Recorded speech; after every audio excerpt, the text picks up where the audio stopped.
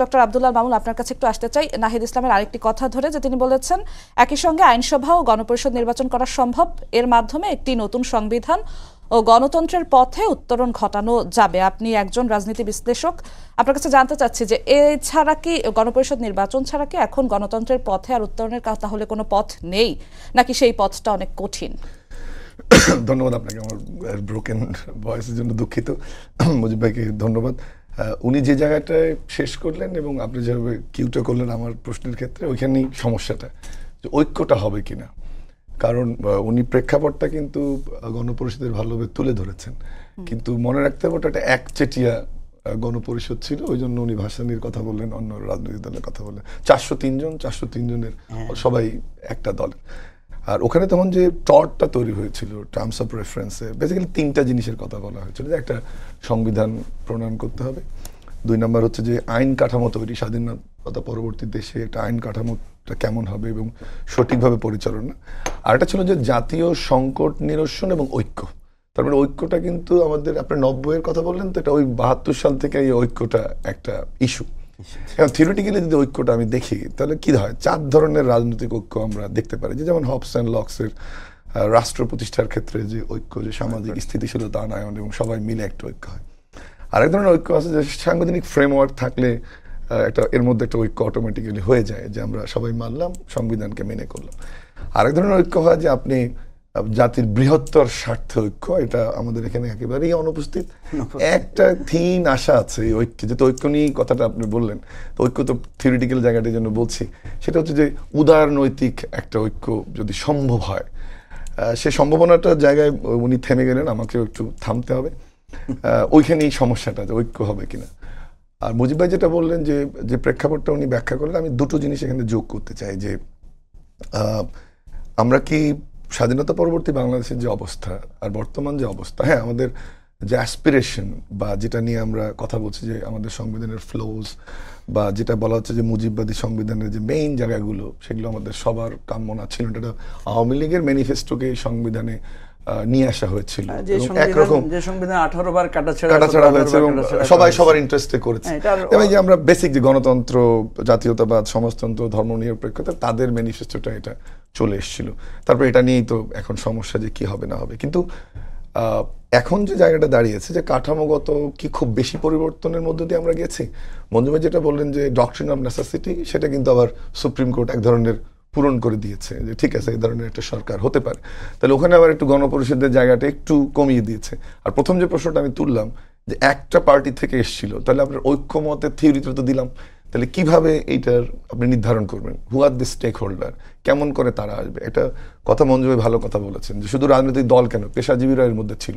But যখন রাজনীতির প্রশ্ন আসবে, গণপরিষদের প্রশ্ন আসবে, তখন আসলেই রাজনৈতিক দলগুলো থেকে এটার সিচুয়েশনটা অ্যানালাইজ করে কার স্টেক কিভাবে হবে, কে কতটা নিবে।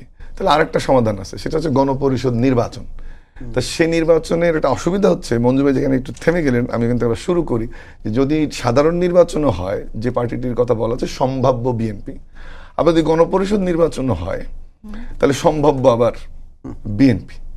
তাহলে এটা একটা স্ট্রাকচার, কি হবে আমি ওদিকে যাচ্ছি না।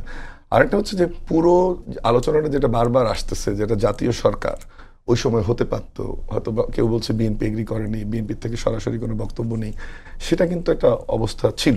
কিন্তু স্বাধীনতার পরবর্তী অবস্থা, এই অবস্থাকে আমি একসাথে তুলনা করতে চাই না। ডেভেলপমেন্ট যেটা হয়েছে, যে এই ডিবেটটা কীভাবে সমাধান হতে পারে, মঞ্জু ভাই একটা রেফারেন্স দিতে ভুলে গেছেন, সেটা 111-এর পরেও 144টা বা 45টা অধ্যাদেশের মধ্যে মাত্র 70টা, উনি 90টা বলেছেন, 70টা বা 72টা কার্যকরী হয়েছে, বাকিগুলো হয়নি। ওই জায়গাটা, ঐক্যের জায়গাটাতে তাহলে গণপরিষদ আসলে কতটুকু বাস্তবতা, এটা আমাদেরকে বুঝতে হবে। তৃতীয় যে ডাইমেনশনটি খুবই গুরুত্বপূর্ণ, যে গণপরিষদ সংবিধানে অনেক সংস্কার বা যে ন্যারেটিভটা দাঁড় করানো হয়েছে, কম বা বেশি সংস্কার, ডিসেম্বর বা জুন, এটাতে কিন্তু সামাজিক, রাজনৈতিক এবং অর্থনৈতিক স্থিতিশীলতা, আমি রিপিট করি, সামাজিক, রাজনৈতিক এবং অর্থনৈতিক স্থিতিশীলতায় কিন্তু পারে এই ধরনের আলোচনাকে সামনে নিয়ে যেতে। আমাদের প্রশ্ন আপনাকে করি, এই 3টা কোন জায়গায় আছে?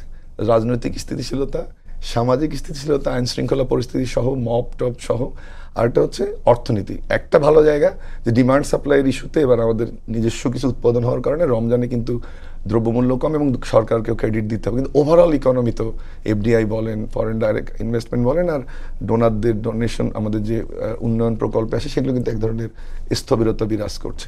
তো সব মিলে পরিবেশটা 3 ক্ষেত্রে, সামাজিক, রাজনৈতিক, অর্থনৈতিক ক্ষেত্রে কিন্তু সাপোর্ট। তাহলে কি গেল? ঐক্যের জায়গাটা আমরা অ্যানালাইজ করলাম, এরপরে সামাজিক, অর্থনৈতিক, রাজনৈতিক প্রেক্ষাপট বললাম, আমি ইতিহাস বললাম, আমি তাত্ত্বিক আলোচনা করেছি যে কীভাবে ঐক্যটা হয়। একটু ডিফিকাল্ট। আর একটা জায়গা দেখেন যে 72-এ এপ্রিলে শুরু করে অক্টোবরে ড্রাফট অ্যাপ্রুভ করে নভেম্বরে অ্যাপ্রুভাল হয়ে ডিসেম্বরে কার্যকর হয়েছে। অবস্থাটা কি এরকম আছে?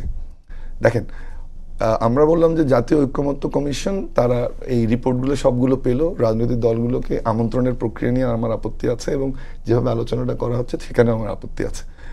তো সেই জায়গাটাতে তো আপনি একদিন মিটিং করতে পেরেছেন, আপনি একদিন মাত্র মিটিং হয়েছে। তাহলে এই আলোচনাটা যখন আসতেছে এনসিপি থেকে, তখন অন্যান্য যে সংস্কার কমিশনের যে আলোচনাগুলো হওয়ার কথা, এটা খুব থ্রেড বেয়ার ডিসকাশন হতে হবে এভরি ডে, মিনিমাম 5টা ক্ষেত্রে দ্রুত এটা আলোচনাটা। সংবিধান, নির্বাচন কমিশন, বিচার ব্যবস্থা, পুলিশ এবং প্রশাসন, এই 5টা খুবই গুরুত্বপূর্ণ একটা নির্বাচনের জন্য, জাতির জন্য। সেটা কিন্তু এগুচ্ছে না।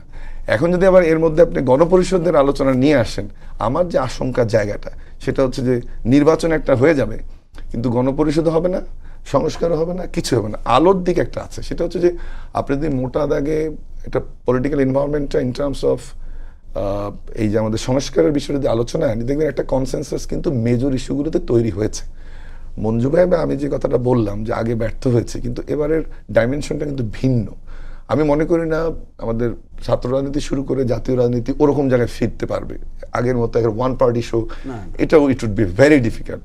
তাহলে কনসেনসাসের জায়গাতে দেখেন 31 দফাকে যদি আমি নেই, সাথে বিএনপির সংবিধান সহ অন্যান্য যে 5টা কমিশনের কথা বললাম তাদের যদি প্রস্তাবনাটা নেই, জামাতের প্রস্তাবনা নেই, বাম দলের প্রস্তাবনা নেই, মঞ্জু ভাইদের প্রস্তাবনাগুলো 50-এর ঊর্ধ্বে আমাদের মনে পড়ে, সেটা যদি আমরা নেই, তাহলে দেখেন এক ধরনের কনসেনসাস তারা তো লিখিত দিয়েছে, সবাই তো বলছে যে আমি এই সংস্কার করবো। তাহলে সংস্কার টেবিলে কিন্তু 40 থেকে 50% এগ্রিমেন্ট আছে।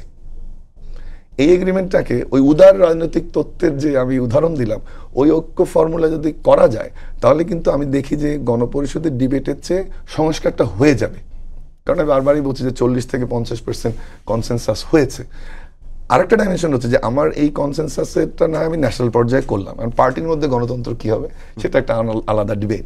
তো আর সর্বশেষ এই পয়েন্টে যেটা বলবো যে জনমতটা কি, আমরা তো একটা পলিটিক্যাল স্টেটমেন্ট, এটা জনমত যাচাইয়ের আবার স্কোপটাও এই মুহূর্তে কতটুকু পার্শিয়াল ইম্পার্শিয়াল হবে সেটা অন্য জিনিস। কিন্তু ইদানিংকার জরিপগুলোতে একটা নির্বাচনের আভাস, নির্বাচনের কথা বলা হচ্ছে।